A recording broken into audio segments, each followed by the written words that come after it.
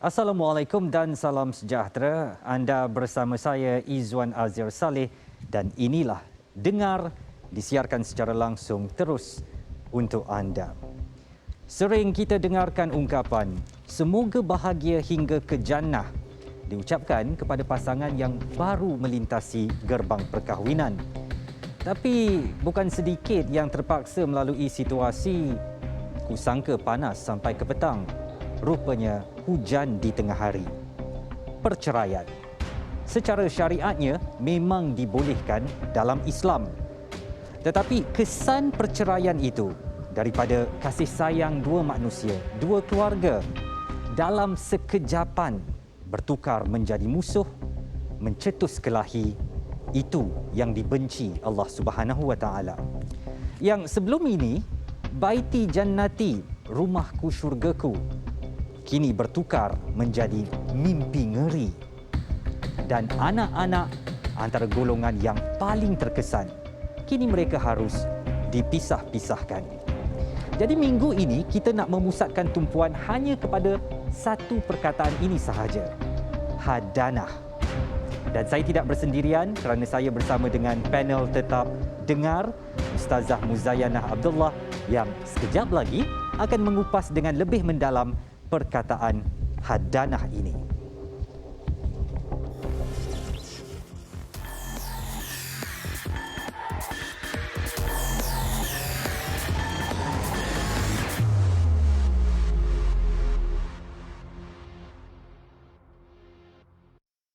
Hubungan perkahwinan menjadi hambar. Kesepakatan gagal dicari, akhirnya penceraian menjadi jalan penyelesaian. Selepas bercerai, konflik semakin panas. Saya nak pisah dengan awak. Anak ni ikut saya. Kenapa nak kena ikut awak pula? Anak ni, anak saya juga tahu. Saya ada hak tau. Saya yang mengandungkan dia. Awak apa tahu? Inilah masalah awak ni. Inilah masalah awak ni. Tak ada. Saya tetap nak bawa anak ni ikut saya. Okey? Kita jumpa kat mahkamah. Sebab saya tanyakan pendapat lawyer saya fikir ada logiknya, memang dia ada niat macam tu. Dan bila saya nak buat bermalam, keluar tanpa bermalam, dia tak benarkan langsung. Dalam tempoh, saya kata sekarang 10 kali saya minta, 10 kali tu fail. Perobotan dan pergelutan perasaan semakin memuncak. Kini, anak menjadi mangsa utama. Kes minggu ini adalah kemelut perobotan hak anak atau tuntutan hadanah. Dia tak selesa dengan keadaan rumah. Alasan dia nak cerai itu sebab dia rasa nak naik tangga susah. Saya mengandung, saya susah nak naik tangga. Saya tiap-tiap minggu, saya minta gambar terbaru anak. Tapi saya rasa macam gambar je tak cukup kot. Mahkamah saya rasa dia dah buat yang terbaik.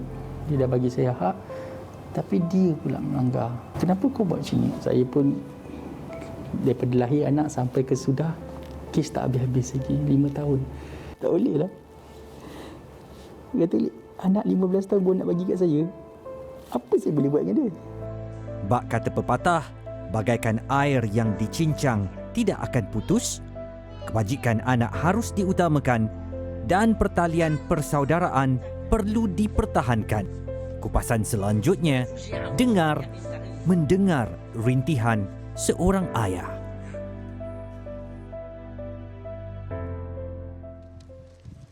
Dan inilah yang berlaku dalam perceraian apabila kedua pasangan berpisah, anak-anak yang menjadi mangsa. Assalamualaikum warahmatullahi wabarakatuh. Ustazah Muzayanah. Waalaikumsalam warahmatullahi wabarakatuh. Senang sekali Ustazah temankan saya dalam Dengar pada kali ini. Hadanah saya sebut tadi. Dan itu perkataan yang menjadi tema kita pada malam ini. Mungkin boleh Ustazah kupas sedikit tentang hadanah ni Ustazah. Baik. Terima kasih Izwan. Assalamualaikum warahmatullahi wabarakatuh. Selamat malam. Semoga semuanya dalam kebaikan. Bila kita sebut hadanah, jelas benda yang ada dalam Al-Quran, Izwan. Jadi kita nak sebutkan kenapa Allah letakkan konsep hadanah ini. Sebab biasa macam Izwan sebut tadi, kusangka panas hingga ke petang, rupanya hujan di tengah hari. Kan kita tak nak berlakunya perceraian. Betul. Tapi dah tak ada jalan lain, terpaksa berpisah. Siapa biasanya akan jadi mangsa? Anak-anak. Jadi hukum hadanah ni sebenarnya sebenarnya wajib. Untuk apa? Untuk menjaga, untuk mengasuh anak-anak yang masih usia kecil.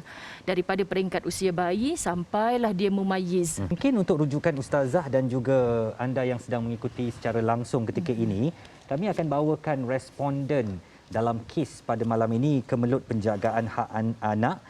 Beliau adalah seorang bapa berusia 35 tahun, anaknya seorang berusia 6 tahun dan adalah perempuan. Mereka telah pun bercerai. Responden ini kami namakan Muhammad, bukan nama sebenar. Dan ceritanya ialah bekas isteri dapat hak penjagaan anak, responden hanya dapat hak lawatan tanpa bermalam. Dan itu pun ada had tertentu yang ditetapkan, dan konflik ini bermula apabila responden dikatakan sukar untuk bertemu dengan anaknya sendiri. Bekas isteri mula bagaikan melarikan anak ini untuk menafikan hak yang sepatutnya diberikan kepada suami ini tadi. Jadi itu yang kita nak kupaskan pada malam ini. Kalau dekat situ sikit saja Ustazah pun kita dah nampak ada ketidakadilan juga Ustazah. Betul. Sebab ibunya membawa lari, memisahkan dengan ayahnya. Baik. Dan kita bersama dengan responden Encik Muhammad di studio. Kami akan melakukan sedikit trik lah supaya identiti Encik Muhammad ini tidak didedahkan. Dan Encik Muhammad bersama saya. Assalamualaikum Encik Muhammad. Waalaikumsalam warahmatullahi. Terima kasih kerana bersama dengan kami didengar di studio pada malam ini. Perceraian melibatkan anda dengan isteri. Bilakah ia berlaku? Perceraian pada bulan 10 tahun 2016 lah. Ketika itu anak berumur berapa? Anak masih berbulan lagi, kalau tak salah saya dalam 4 bulan ke 5 bulan macam tu. Apa masalah perceraian itu? Saya tak tahu mana saya nak mulakan, tapi bagi saya biarlah saya yang mengalah. Saya just cakap yang semua tu salah pada saya. Mungkin sebab saya tak bimbing dia. Mungkin ada juga kesalahan pada saya. Tu saya rasa perceraian tu berlaku lah. Saya tidak layak untuk menjadi seorang hakim syar'i, tapi saya perlu tahu kenapa perceraian itu berlaku, kerana kalau ada kesalahan di pihak Encik Muhammad, mungkin wajar saja anak itu tidak dibenarkan untuk bertemu dengan Encik Muhammad. Bagi saya, kalau nak menuding jari ni salah dia, ni salah saya, benda ni tak akan habis. Jadi kami ambil keputusan untuk bercerai. Cuma saya risau pada mula perceraian tu, saya risaukan anak tu yang masih lagi kecil, mungkin tak cukup kasih sayang daripada saya. Mungkin saya risau mungkin dia dah dewasa sedikit, mungkin dia akan tak ingat saya lah, lupakan saya sebab dah sekarang berjauhan kan. Tapi sorry Izwan, masa bersalin tu memang Cik Muhammad masih ada dengan isteri lah. Saya bersama dengan dia sepanjang masa. Dah ada masalah. Sehingga dia bersalin, sehingga keluar daripada hospital. Dan saya pun benarkan dia untuk berpantang di rumah mak dia lah. Okay. Jadi saya tak ada menghalang Lepas habis pantang apa-apa ada juga. jumpa lagi? Lepas habis pantang ada jumpa lagi? Saya jumpa lagi, saya tetap jumpa juga. 5 tahun perceraian itu berlaku sehingga sekarang kan, dari 2016 kan? Betul. Jadi berapa banyak kali agaknya Encik Muhammad dibenarkan untuk bertemu dengan anak perempuan ini? Pada mulanya bila mula bercerai tu tak ada apa-apa masalah pun dari segi nak berjumpa, sebab atas arahan mahkamah dia dah memberi saya peluang untuk jumpa anak pada bila-bila masa. Jadi saya akan tetapkan seminggu sekali untuk jumpa dengan anak saya. Dan saya akan jumpa mungkin dalam waktu tengah hari, waktu pagi, yang mana yang selesa bagi keluarga sana untuk uruskan saya untuk berjumpa dengan anak lah. Jadi bila mula merasakan bahawa ada lain macam, ada yang tak kena dengan PN isteri, bekas isteri yang tak membenarkan pertemuan dengan anak? Perkara ni start berlaku bila ada perubahan hak adana yang dibuat oleh dia sendiri, yang di mana pada mulanya secara percakapan saja dia kata selepas saja anak tu umur setahun, saya boleh bawa dia keluar, mungkin dalam kawasan KL saja, dalam kawasan tempat-tempat saya saja. Jadi saya rasa macam seronok lah. Sekurang-kurangnya saya dapat bawa dia untuk kenal kehidupan saya macam mana. Mungkin keluarga saya boleh jumpa dengan dia. Tapi bila saya umur tu, anak tu dah setahun, saya tanyakan dia macam mana dengan keputusan. Kata saya boleh bawa keluar. Nanti dia kata jumpa kat mahkamah. Jadi saya pun pelik lah. Kenapa perkara ni perlu dibawa ke mahkamah? Kalau kita ada persefahaman, tak perlu kita nak minta mahkamah jadi orang ketiga ataupun sebagai hakim untuk menentukan ni semua. Jadi bila dah dari situ, bila dah pergi ke mahkamah untuk ubah perintah, berlakulah beberapa perkara yang dia tidak puas hati. Jadi saya pun kata, kalau nak ambil hak, ambillah. Saya tak kisah. Saya faham dia memang memerlukan ibunya lebih daripada saya. Tapi saya hanya minta hak saya untuk jumpa anak. Sekurang-kurangnya seminggu sekali. Ataupun kalau boleh bawa keluar, saya terima seadanya.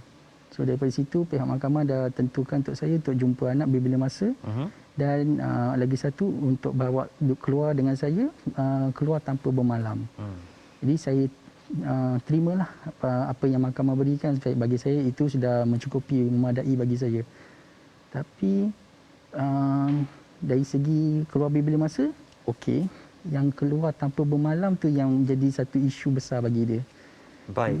Sekejap lagi kita nak dengarkan dengan lebih mendalam lagi Ustazah apa masalah yang dihadapi oleh Encik Muhammad ini supaya kita dapat faham kes ini dan asasnya ialah isteri nampaknya bagaikan melanggar perintah hadanah itu ya dan cuba melarikan anak daripada perhatian bekas suami. Semuanya kita akan huraikan dengan lebih mendalam lagi dalam Dengar. Teruskan bersama kami, kita kembali selepas ini.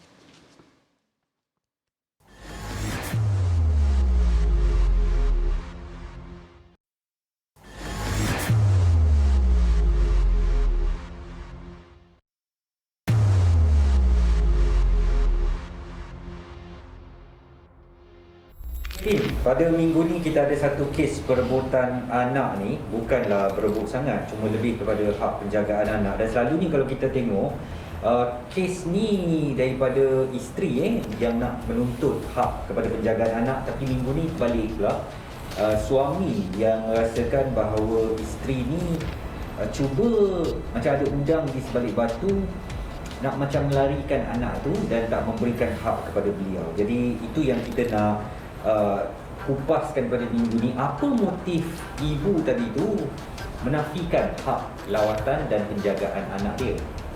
Tapi kan kita kena tahu juga hak anak ni dia bukan hak milik mutlak si ibu sahaja. Yang mana dia perlu ada mengikut mahkamah punya perintah. So jadi ini yang peguam perlu jelaskan lebih lanjut. Mereka ni memang rasanya kalau kes macam ni tak ada perbincangan, kenapa isteri tu nak bawa balik ke kampung? Dia tak ada kerja ke apa ke? Alasan isteri tu memang nak kena duduk kat kampung sebab dia dah tak ada suami tu, dia tak defend. Sebab kita kena ada input ni juga untuk fahamkan masyarakat yang ada kes sama. Logik je lah dia nak balik kampung jumpa duduk dengan mak ayah dia sebab dia dah tak ada suami, dah tak ada pendapatan mungkin kat KL ni. Perempuan tu ada hak lah untuk bawa balik kampung.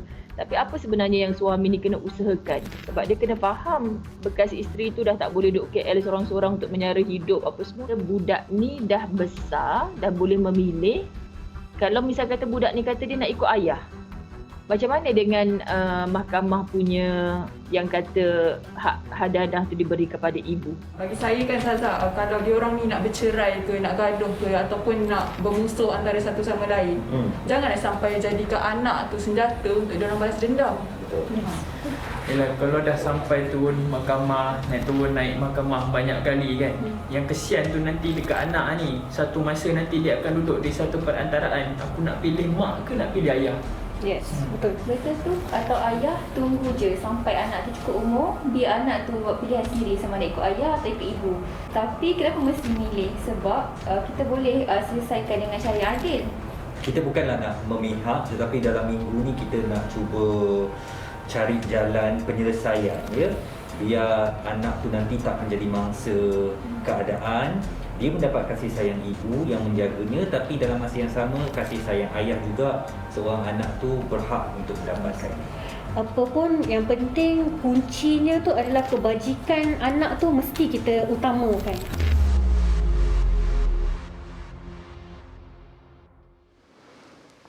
Anda masih lagi bersama Dengar dan saya nak ulang kembali kami di sini, saya dan Ustazah Muzayanah bukan nak memihak kepada bekas suami atau bekas isteri, tapi kita nak tengok kebajikan anak tu bagaimana boleh ditangani dalam keadaan yang sebaik-baiknya ya Ustazah.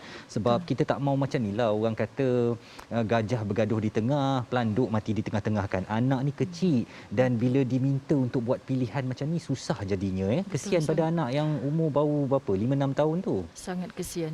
Itulah. Sedih bila jadi macam ni sebab yang menjadi mangsa tu budak yang tak berdosa, yang tak faham apa-apa. Dan untuk rujukan kita bersama ya, ini ialah apa yang diberikan perintah oleh mahkamah tentang hadanah ini, iaitu mahkamah memerintahkan hak lawatan bersama anak tersebut diberikan kepada defendant iaitu bapanya pada bila-bila masa yang munasabah dengan makluman kepada plaintiff iaitu ibu. Dan mahkamah memerintahkan hak melawat dan tanpa bermalam bersama anak tersebut pada hujung minggu diberikan kepada defendant iaitu 2 kali dalam sebulan pada hari Sabtu atau Ahad dari waktu pagi sehingga dikembalikan pada waktu petang dengan makluman terlebih dahulu sebelum perjumpaan kepada pihak plaintiff dan atau wakilnya. Mahkamah memerintahkan plaintiff dan defendant hendaklah bersikap bertolak ansur dan saling bekerjasama berkenaan hak bersama anak tersebut dengan meletakkan kebajikan atau kemaslahatan anak tersebut sebagai yang paling afdal dan terutama. Ini adalah antara perintah mahkamah yang diberikan kepada kedua-dua pasangan ini. Tetapi yang ada sekarang, yang kita nampak sekarang, si isteri ni telah pun saya kata dalam kurungan lah ya, bawa lari anak pindah duduk dengan mak ayahnya di negeri lain. Dahlah PKP, yang bekas suami ni susah pula nak berentas negeri untuk bertemu dengan anak yang jauh dipisahkan. Kita masih lagi bersama dengan Encik Muhammad, bukan nama sebenar, yang menjadi tumpuan kita dalam kes pada malam ini. Kali terakhir Encik Muhammad anda bertemu dengan anak bila? Kali terakhir saya dapat jumpa dengan anak bulan 8 tahun 2020. 8 2020 sudah 1 tahun Setahun. 1 bulan. 1 tahun 1 bulan sebab lepas saya dapat jumpa dengan anak saya dalam beberapa minggu lepas tu dah mula PKP. Jadi itulah kira kali terakhir saya dapat pegang dia, dapat peluk dia, dukung dia, dapat rasalah dia ada dekat sisi saya, di samping saya. Tapi Sekarang anak umur berapa Cik Muhammad? sekarang umur 5 tahun. 5 tahun 3 bulan. Jika saya dipisahkan dengan anak saya berumur 5 tahun, saya belum tentu boleh meneruskan kehidupan kerana saya akan rindukan gelak tawanya, keletahnya. Dan bagaimana anda ada kekuatan itu untuk menghadapi selama 1 tahun 1 bulan tidak bertemu dengan anak? Saya hanya cuba untuk berbincang dengan bekas isteri saya. Lalu saya akan minta gambar-gambar yang terkini lah. Dan pernah saya dapat peluang untuk bervideo call dengan dia pada hari kelahiran anak saya tu. Itu sekali je lah. Sebelum tu saya pernah minta kat dia kalau boleh saya nak buat video call. Tapi dia kata dia tak setuju. Pula. Dia rasa seperti benda ni tak perlu nak kena video call, hantar gambar saja sudah. Jumpa tak boleh, video call tak boleh. Itu yang dibagi tahu pada saya lah. Tapi saya pasrah, saya pun tak boleh, saya rasa macam biarlah saya mengalah. Saya rasa apa yang saya dah cuba itu yang termampu. Yang lain saya berserah saja pada Allah. Sentuhan pelukan yang terakhir tu maknanya masa bulan 8 tahun 2020 tu lah. Di mana masa tu? Masih di sini? Dekat salah sebuah shopping kompleks lah. Maknanya belum dipisahkan negeri lagi lah. Masa time tu kerajaan belum lagi tetapkan untuk yang PKP tu lah. Okey. Ketika itu Encik Muhammad langsung tak merasa bahawa kejadian seperti ini akan berlaku? Saya dapat merasakan tapi saya terpaksa terima apa seadanya. memang bagi saya sukar. Betul saya cakap memang sukar. Bila dia bagi tahu pada pihak mahkamah yang dia dah berpindah tanpa berbincang dengan saya tanya dia sekali lagi, kenapa sampai macam ni? Macam mana saya nak jumpa dia? Dia hanya bagi jawapan, awak pergilah jumpa kat sana. Saya sedia tunggu awak kat sini. Saya fikir balik, saya dapat hak jumpa bila-bila masa. Daripada satu negeri nak ke satu negeri dah makan masa. Ya. Dan saya dapat jumpa dengan anak pun mungkin sejam 2 je. Jadi saya tak tahu kat mana yang, saya tak tahu mana satu, apa hak saya kat situ. Wah, mahkamah saya rasa dia dah bagi perintah sewajarnya, dah bagi hak yang sebaiknya untuk dia dan untuk saya. Tapi saya tak tahu mana hak saya sekarang. Faham. Setakat itu ada hubungan dengan anak tu, maknanya anak kenal, panggil ayah. Alhamdulillah dia panggil lah dengan nama ayah dengan saya. Kadang-kadang saya tanya dia nama penuh ni siapa. Saya cuba ingatkan dia. Lepas tu saya tanya berapa umur sekarang. Dan saya Adakah Encik Muhammad merasakan ada campur tangan pihak keluarga sebelah isteri yang menghalang pertemuan ini? Saya dapat rasakan ada. Sebabnya dia pernah buat, dia sekarang ni kalau ikutkan dia ada buat perintah untuk ubah hadanah lagi sekali untuk masukkan nama ibu dengan ayah dia. Jadi saya tanya balik kat dia, kenapa perlu masukkan, sedangkan selama ni 5 tahun saya benarkan saja kalau ibu atau ayahnya nak bawa kedua anak, bawalah, tak perlu nak kena isi borang ke atau nak jumpa polis ke apa, tak perlu. Bagi tahu saya faham. Dia kata tak apa, bawalah dia keluar. Mungkin itu masa untuk pihak sana nak keluar bersama saya kat sini. Bila saya nak minta, kehalang. Tak tahu apa salah saya sampai jadi macam ni. Kalau ada salah saya pun biarlah antara saya dengan dia saja, jangan babitkan anak. Bila ada hak saya, buatlah yang sewajarnya. Ustazah lihat macam mana ni Ustazah? Maknanya kes-kes beginilah ya, pesanan Ustazah lah, supaya kalau bercerai itu janganlah sampai anak menjadi mangsa, dipisah-pisahkan begini. Yang saya risau dengan kes Cik Muhammad ni lah, takut anak tak kenal ayah ni siapa je.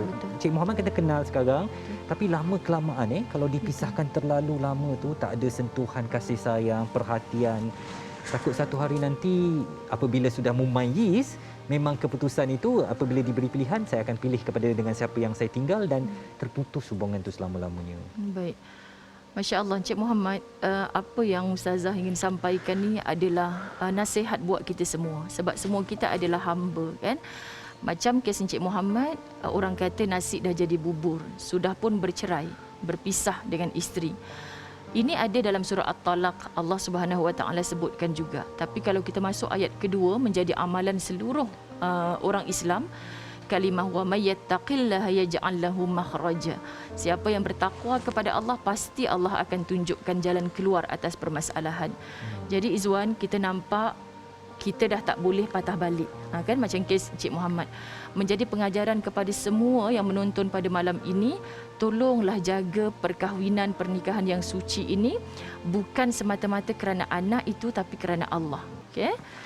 Baik Izwan, Masya Kenapa Allah. saya tidak boleh melihat kamera ialah kerana responden menitiskan air mata di sini, dan saya juga mengenang kalaulah saya terpaksa berhadapan perkara ini dengan anak yang 5 tahun, ketika dia memerlukan kita sebagai ibu ayahnya, tetapi perceraian memisahkan hakikat itu. Selepas ini Ustazah, kita nak bawakan peguam syar'i untuk berbincang, untuk mengupas bagaimana perkara ini boleh dielakkan dan apa yang boleh dilakukan. Betul. Untuk berdepan dengan situasi ini. Kena lawan di mahkamah ke, atau kena berbincang secara diplomasi ke. Kita nak kupas dan kita nak pergi dengan lebih dalam lagi dalam Dengar. Kita akan kembali selepas ini. Jangan ke mana-mana.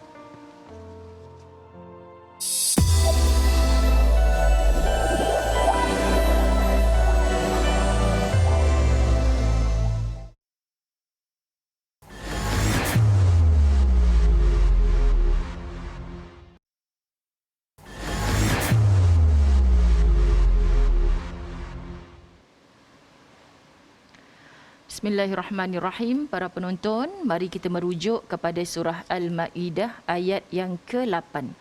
A'udzubillahi minasyaitonirrajim. Ya ayyuhallazina amanu kunu qawwamina lillahi syuhada'a bil qist. ولا يجرمنكم شنآن قوم على ألا تعدلوا اعدلوا هو أقرب للتقوى واتقوا الله إن الله خبير بما تعملون. صدق الله العظيم. Wahai orang-orang yang beriman, hendaklah kamu semua sentiasa menjadi orang-orang yang menegakkan keadilan kerana Allah, lagi menerangkan kebenaran, dan jangan sekali-kali kebencian kamu terhadap sesuatu kaum itu mendorong kamu kepada tidak melakukan keadilan.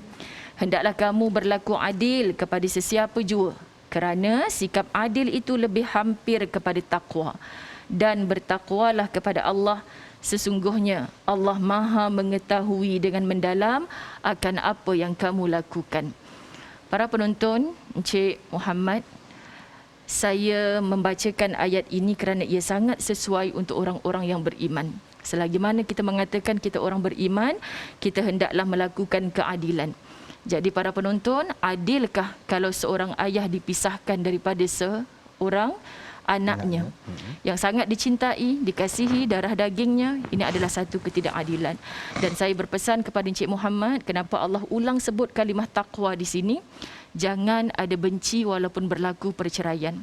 Minta Allah lembutkan hati isteri, minta Allah bukakan hati anak kita. InsyaAllah satu hari nanti kita akan melakukan. Kerana apa? Encik dipilih oleh Allah insyaAllah sebagai qawamin, orang yang menegakkan keadilan, orang yang tahu tanggungjawab sebagai seorang ayah. Kalau tidak, minta maaf Encik Muhammad, mesti Encik Muhammad dah lari daripada tanggungjawab dan tidak ingin menafkahi. Kerana nafkah tetap tanggungjawab Encik Muhammad sikit. Wallahualam. Dan kita nak teruskan dengar pada malam ini dengan topik kita kemelut hak penjagaan anak. Untuk lebih mendalam lagi, kami bawakan seorang peguam syar'i iaitu Puan Nur Ashikin Muhammad Siddiqui ke studio. Dan Assalamualaikum Puan Ashikin. Waalaikumsalam. Terima kasih kerana bersama dengan dengar dan mendengar kepada apa yang berlaku antara Encik Muhammad dan bekas isterinya, dipisahkan dengan anak, bagaikan dibawa lari jauh ke kampung halaman isteri, dengan kita ada perintah PKP-nya tak boleh merentas negeri.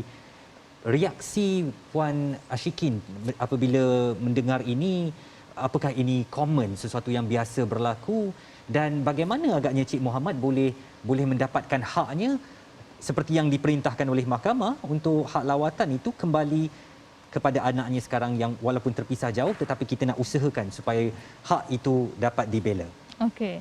Dalam menentukan hak penjagaan seseorang kanak-kanak itu, mahkamah dia meletakkan kebajikan anak itu adalah yang terutama. Tapi dalam menentukan kebajikan anak itu pula ada beberapa faktor yang mahkamah ambil nilai, iaitu umur anak tersebut, keadaan anak tersebut, dan juga kriteria yang perlu ada dalam kelayakan sebagai seorang penjaga. Okey, sebagai contoh, saya di dalam peruntukan Seksyen 82 Klausa 1 Enakmen Undang-Undang Keluarga Islam Negeri Selangor memperuntukkan bahawa seorang ibu itu merupakan penjaga yang hakiki terhadap hak jagat anak sekiranya selepas berlakunya perceraian, selagi mana ibu itu tidak berkahwin lain. Dan dalam kriteria yang saya katakan tadi, ada diletakkan dalam peruntukan enakmen peruntukan Seksyen 83 enakmen Undang-Undang Keluarga Islam, iaitu kriteria yang perlu ada bagi seorang penjaga itu, iaitu dia mestilah beragama Islam. Kedua, dia mestilah bersempurna akal. Dan ketiga, dia mestilah berumur yang dia mampu untuk memberikan kasih sayang dan perhatian kepada anak tersebut. Dan keempat, dia mestilah berkelakuan baik dari segi akhlak dan jasmani. Dan ke nombor 5 ialah ibu itu dia mestilah dia tidak mengabaikan kebajikan anak tersebut. Okey, kat sini saya nampak dalam situasi kes Encik Muhammad ini, dia tak ada masalah. Dia boleh mendapatkan hak jagaan kepada dia boleh mendapatkan hak lawatan terhadap anak tersebut. Tetapi dalam situasi PKP sekarang ni kebanyakannya memang beramai. Banyak kes-kes pelaksanaan perintah tu tidak dapat dilaksanakan atas sebab PKP. Baik. Saya nak ke Encik Muhammad. Saya ada terbaca juga bahawa sebenarnya Encik Muhammad boleh memfailkan satu perintah baru di mahkamah namanya komitel. Dan apakah Encik Muhammad ada melakukan komitel ini sebagai tujuan mengadukan kepada mahkamah perilaku bekas isteri Encik Muhammad? Ya, saya pernah buat aduan dan saya pernah setelah dibincang oleh pihak peguam saya, dia kata buat komitel ni untuk buat aduan kepada pihak mahkamah ketidakadilan yang berlaku antara saya dan bekas isteri saya. So ada saya buat ketika tu, kalau tak salah saya dalam 2018 saya dah buat dan pihak mahkamah telah pun bersetuju untuk menjatuhkan hukuman kepada dia. Tetapi dia membuat rayuan. So setelah dibuat rayuan, mahkamah memberi kebebasan, pelonggaran dan dia telah rayuan dia tu telah diluluskan. Jadi maknanya hukuman tu dah tak dikenakan kepada dia lah. Hukuman apa tu Cik Muhammad? Dia dijatuhkan hukuman 3 hari penjara sahaja. Wah. Jadi Puan Ashikin, sebenarnya kalau suami melakukan komitel itu di mahkamah boleh sampai dihukum penjara isteri itu, ataupun vice versanya. Kalau perkara ini berlaku, suami yang melarikan diri, isteri melakukan komitel dan suami boleh dipenjarakan juga. Ya, betul. Sebab pelaksanaan permohonan kebenaran pelaksanaan perkomitean ini adalah untuk mana-mana pihak yang telah melanggar perintah mahkamah. So jadi ia adalah salah satu boleh dikatakan sebagai remedi lah untuk pihak ni mendapatkan haknya, hak yang sepatutnya diperolehi. Okay. Sedihlah Ustazah sampai kita dengar masuk penjara hanya kerana orang panggil kedegilan nak berkongsi anak ni. Sedangkan anak ni hadirnya daripada dua jiwa ini kan, dan apabila dipisah-pisahkan begini, saya memang sensitif Pak dekat hal itulah Ustazah. Faham sangat. Dan kita dengar tadi Encik Muhammad kata dah cuba tanya kenapa mesti melibatkan mahkamah apa semua kan, bukan tak boleh berbincang. Kan sampaikan isteri pun kena hukum macam tu. Ya Allah, para penonton sekalian, jadikanlah ini sebagai pengajaran. Kita tak mau berlaku perkara macam ni lagi. Betul. Dan kalau boleh saya ke Puan Ashikin lagi, bolehkah komitel itu dilakukan berkali-kali? Setakat ni boleh, tak ada masalah. Komitel walaupun pertama kali dia dah dilaksanakan, dia telah disabitkan hukuman penjara dan sekiranya pihak itu memfailkan rayuan, kemudian rayuannya diterima dan pihak tu sekiranya dia buat lagi, dia melanggar lagi perintah mahkamah, maka dia boleh dikenakan komitel kali kedua. Untuk bagi, sebab biasanya untuk kali pertama rayuan, mahkamah akan memberikan amaran terhadap pihak tersebut. Dan dalam VT awal tadi ketika saya bertemu dengan Encik Muhammad untuk bertanyakan latar belakang ini, katanya bekas ayah mertua beliau memberikan kata dua, kalau awak nak menuntut kembali anak awak ini, awak boleh ambil pada usia 15 tahun. Ya, anak betul. Itu baru berusia 5 tahun sekarang, ada 10 tahun lagi tempoh itu. Bolehkah ahli keluarga membuat ketetapan ini? Tidak boleh, sebab berkaitan dengan hak penjagaan anak ini adalah antara ibu dan bapa dan dia tidak boleh ada campur tangan daripada pihak luar. Lagi satu, peruntukan undang-undang telah menetapkan Seksyen 85 Undang-Undang Keluarga Islam, sekiranya anak itu telah mencapai tahap mumayyiz, iaitu anak yang telah mencapai tahap kecerdikan akal, anak lelaki berusia 7 tahun, anak perempuan berusia 9 tahun, dia dah boleh buat pilihan sendiri. Bila dia boleh buat pilihan sendiri, maka dia dah boleh pilih untuk dia tinggal dengan bapa dia ataupun ibu dia. Kalau kata usia 15 tahun untuk baru dia dah boleh buat pilihan untuk tinggal bapanya, maka saya yakin dalam tempoh 15 tahun tu dia dah tak kenal bapa dia. Sebab dia dah tak jumpa dan dia tak pernah bermalam dengan bapa dia. So macam mana dia nak pergi ke hak jagaan bapa dia sedangkan dia tak pernah kenal bapanya? Saya nak tahu, kerana kes ini melibatkan Encik Muhammad seorang lelaki, mungkin kebimbangan pihak bekas isterinya. Ayah tu dah lah lelaki, nak ke duduk dengan dia kan, Kang? Risaulah mak macam ni. Apa pandangan perundangan daripada aspek ni? Ya, dia tak ada masalah sebab bapa kandung kan.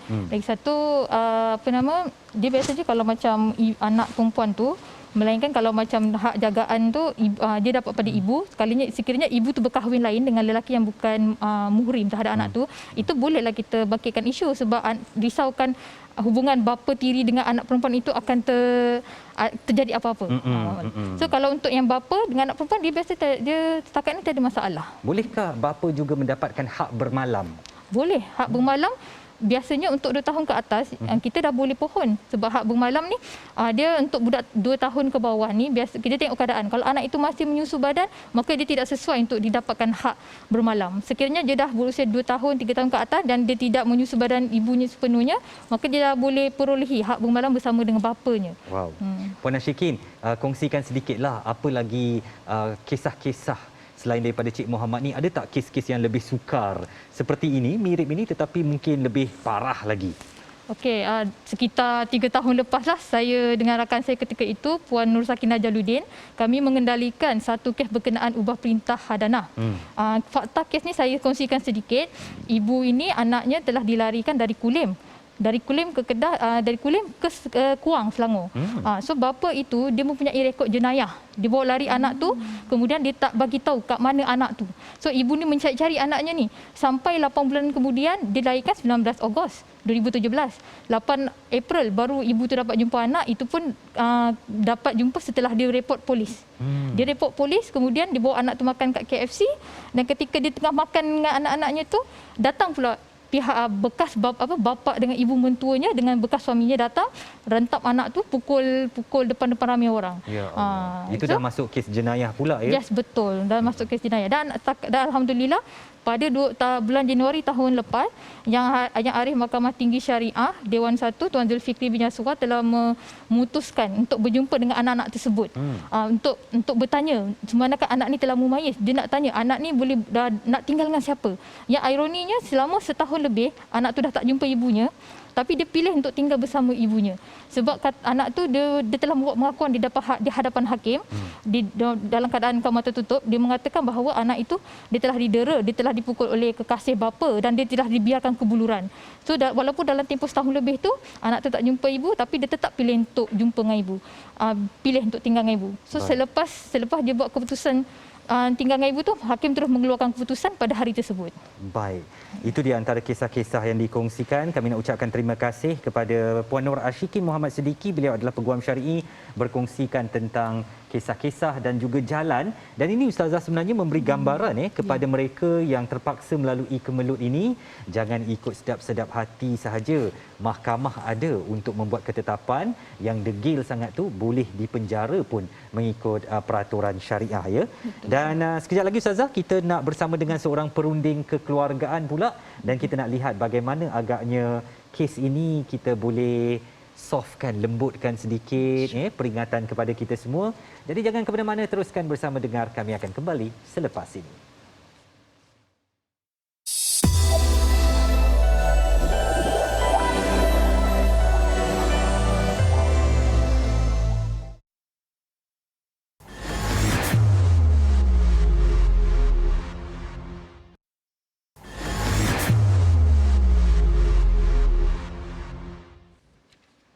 Terima kasih anda masih lagi bersama dengar, dan topik kita pada minggu ini kemelut hak penjagaan anak. Kalau anda ingat dalam episod pertama, di hujung pertemuan itu kami membawakan senyuman dan sinar kepada responden kami dalam episod pertama itu.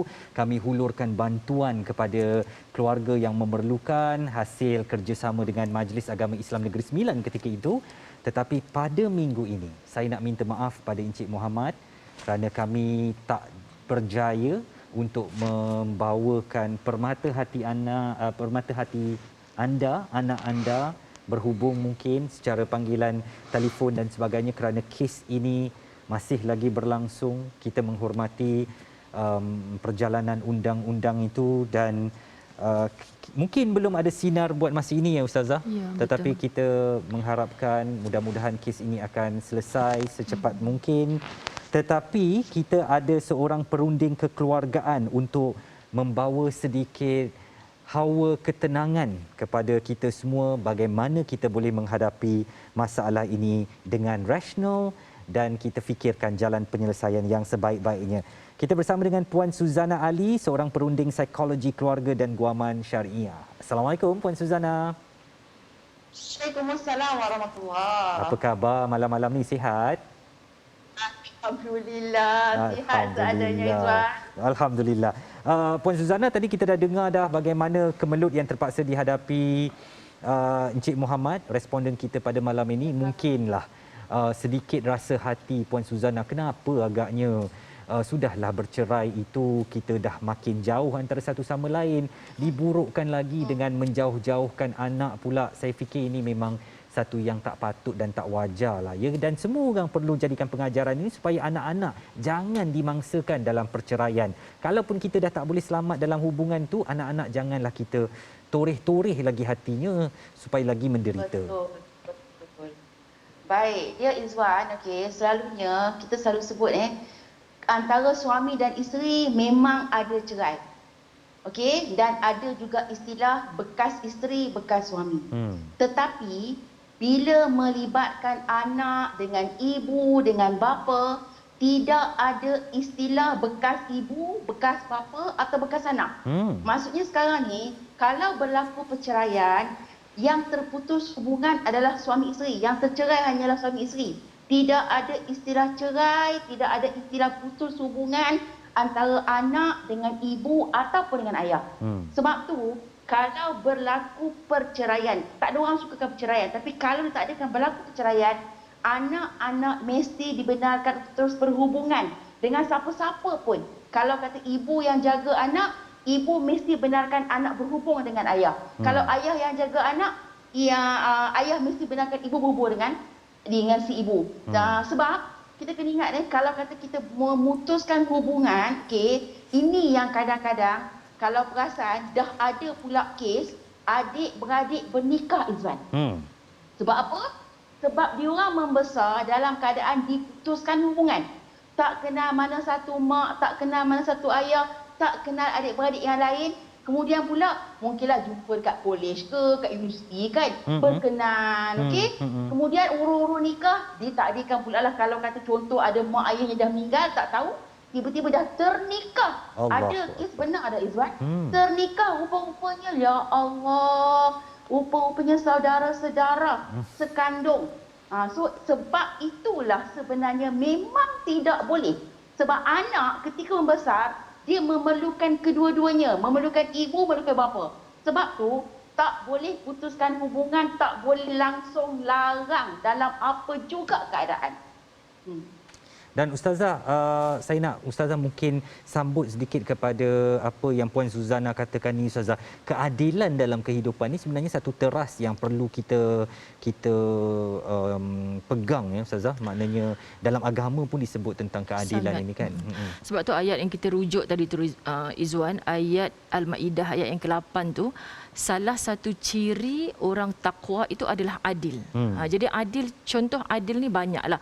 Adil kita kata adil kalau Ustazah dapat A, Izwan pun dapat A. Tidak, dia kena tengok keadaan dia. Puan Suzana, tadi kan dalam satu paparan video awal tadi ada lakonan semula. Jadi isteri ni kata, anak ni saya jaga, saya yang mengandungkan dia, awak apa tahu.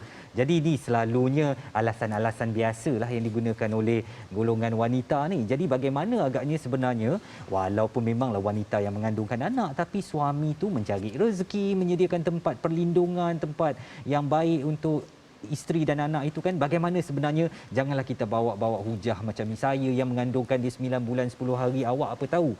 Jadi kita tak mau hujah-hujah ini yang akan terus kata orang potonglah kepada suami itu. Memang tak boleh nak cakap apa, memang betul lah awak yang mengandungkan ni kan, saya nak cakap apa lagi. Jadi macam mana agaknya Puan Suzana? Baik, dia kalau ikutkan itu pedomannya, kena cakap pula, awak nak mengandung pun saya ada pengaruh juga tau.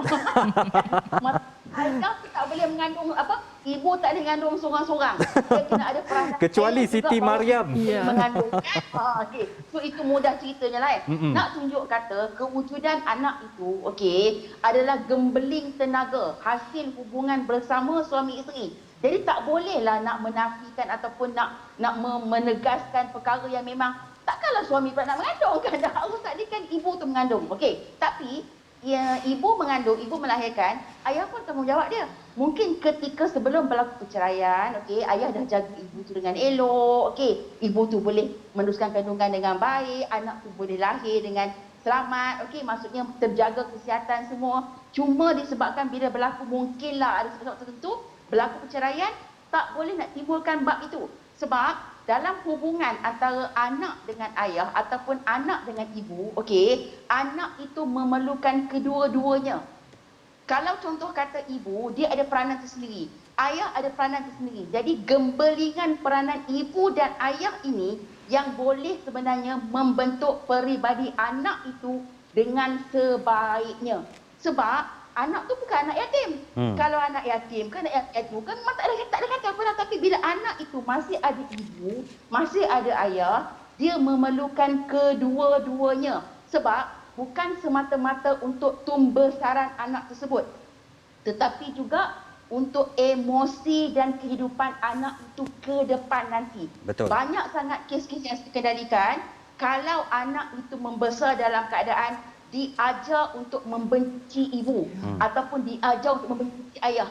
Maka ketika besar, dia tak reti nak hargai pasangan, okey? Ataupun kadang-kadang dia tak reti macam mana nak jaga anak sebab dia rasa dulu aku besar sendiri je. So Jadi pusingan benda itu akan mempengaruhi emosi juga si anak. Pusingan itu akan berterusan dan tidak berhenti, Puan Suzana. Baik. Kami ucapkan terima kasih kepada Puan Suzana Ali, Perunding Psikologi Keluarga dan Guaman Syari'i. InsyaAllah apa yang Puan Suzana kongsikan ini boleh menjadi pedoman dan panduan kita. InsyaAllah kita berjumpa di lain kesempatan, Puan Suzana. Assalamualaikum. InsyaAllah. Waalaikumsalam warahmatullahi. Baik. Dan Ustazah, sedikit saya nak tahu Ustazah, anak ni masih ada ayahnya tetapi memutuskan hubungan ini ataupun caranya tu macam nak memutuskan hubungan tu bagai menjadikan anak itu anak yatim sebelum waktunya, ya? Oh, saya sokong sangat Izwan, kan? Sepertinya dia menjadi yatim sebelum waktunya. Jadi kita menjadi saksilah betapa sukarnya keadaan ini. Berat mata memandang kita ni Izwan, berat lagi bahu Encik Muhammad yang memikul. InsyaAllah Encik Muhammad tak ada jalan yang lain, tak ada pegangan yang lain, tak ada sandaran yang lain kecuali sandarannya Allah Subhanahu Wa Taala. Okay, jadi tolong pandanglah ini. Kita mungkin di dunia dipisahkan dengan anak yang tercinta. Tetapi bila kita memandang syurga, tempat pertemuannya orang-orang yang penuh jiwanya dengan kasih sayang, insya-Allah hidup tak lama mana sama ada Encik Izwan dulu ataupun ibu kepada anak ini. Tapi sahabat-sahabat muslimin muslimat, kita sama-sama doakan Encik Muhammad kita. Satu hari nanti pasti ada pertemuan. Kalau bukan di dunia, insya-Allah pasti di syurga. Tapi nak merebut syurga tu Encik Muhammad bermula dengan kita dulu. Okey? Jadi Ustazah, inilah yang kita nak sebut. Doa sedikit Ustazah yang boleh diamalkan Ustazah. Yakin dengan surah Ghafir ayat 44. Encik Muhammad amalkan wa ufawwidu amri ilallah innallaha basirum bil ibad. Sampai dah jumpa lawyer, sampai dah segala-gala Encik Muhammad, tak ada siapa dah. Ya Allah, aku serahkan seluruh urusan kehidupan aku ni. Kita berharap bertemu dengan Allah Ar-Rahman Ar-Rahim. Nantinya Allah cantumkan ikatan hati ini, insya-Allah anak pasti akan tetap memanggil Encik Muhammad sebagai ayah. Seru Al-Latif, nama Allah Ya Latif yang maha lembut, Ya Halim yang maha lembut. InsyaAllah melembutkan hati isteri, melembutkan hati anak-anak. Okey, jadi kita doakanlah Izwan. Baik. Dan ini seruan daripada saya kepada semua pasangan suami isteri di luar sana. Kejadian anak itu hasil daripada cinta yang kita selam dan kita sulam bersama, tetapi apabila ia tidak sampai ke penghujung seperti yang kita mahukan, bukanlah semuanya ini boleh diakhiri dengan kesedihan. Tetapi anda cubalah cari jalan supaya anak-anak ini jangan menjadi mangsa kepada masalah yang kita hadapi. Saya ucapkan Ustazah, terima kasih kerana bersama dengan saya pada malam ini, juga Encik Muhammad. Mudah-mudahan akan ada penyelesaian kepada kes ini. Dan insya-Allah minggu hadapan kita ada satu lagi kes yang kami akan bawakan untuk perhatian anda. Mewakili semua kru penerbitan bertugas, saya Izwan Azir Saleh menutup dengar pada minggu ini. InsyaAllah kita berjumpa lagi minggu hadapan. Wabillahi taufiq wal hidayah. Wassalamualaikum warahmatullahi wabarakatuh. Jumpa lagi dan jaga diri Malaysia. Dengar rintihan hati masa ini. Dengar, padamu ku serahkan, engkau tempatku mengadu.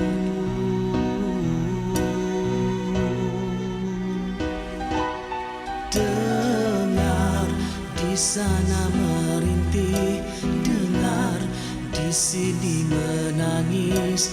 Dengar, laungan agungmu, ku bertawakan mengejar impian. Syukur ada di jiwa, sentiasa ada di jiwa.